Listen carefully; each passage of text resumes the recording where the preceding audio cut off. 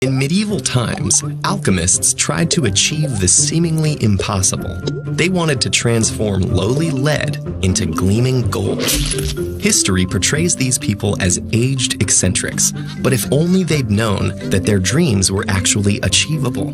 Indeed, today we can manufacture gold on Earth, thanks to modern inventions that those medieval alchemists missed by a few centuries. But to understand how this precious metal became embedded in our planet to start with, we have to gaze upwards at the stars. Gold is extraterrestrial.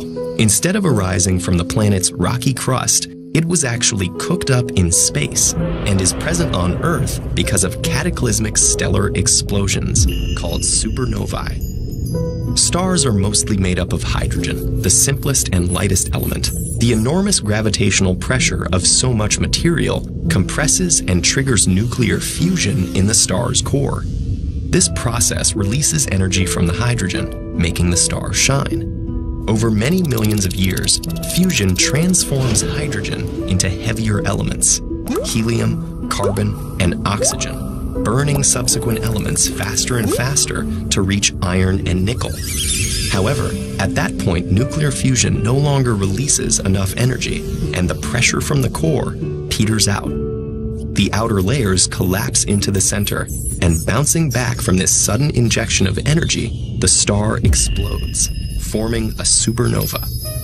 The extreme pressure of a collapsing star is so high that subatomic protons and electrons are forced together in the core, forming neutrons.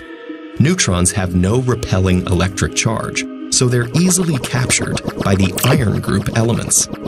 Multiple neutron captures enable the formation of heavier elements that a star under normal circumstances can't form, from silver to gold, past lead, and on to uranium.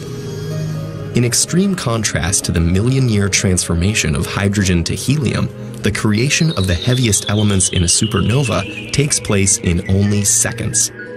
But what becomes of the gold after the explosion? The expanding supernova shockwave propels its elemental debris through the interstellar medium, triggering a swirling dance of gas and dust that condenses into new stars and planets. Earth's gold was likely delivered this way before being kneaded into veins by geothermal activity. Billions of years later, we now extract this precious product by mining it, an expensive process that's compounded by gold's rarity.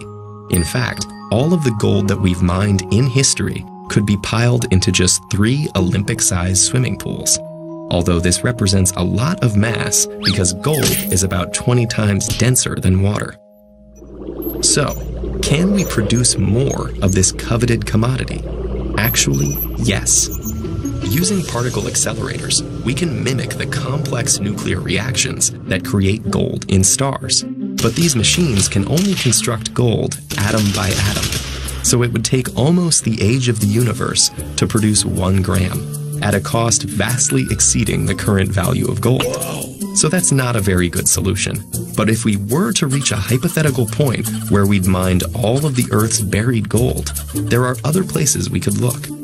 The ocean holds an estimated 20 million tons of dissolved gold, but at extremely minuscule concentrations, making its recovery too costly at present. Perhaps one day we'll see gold rushes to tap the mineral wealth of the other planets of our solar system.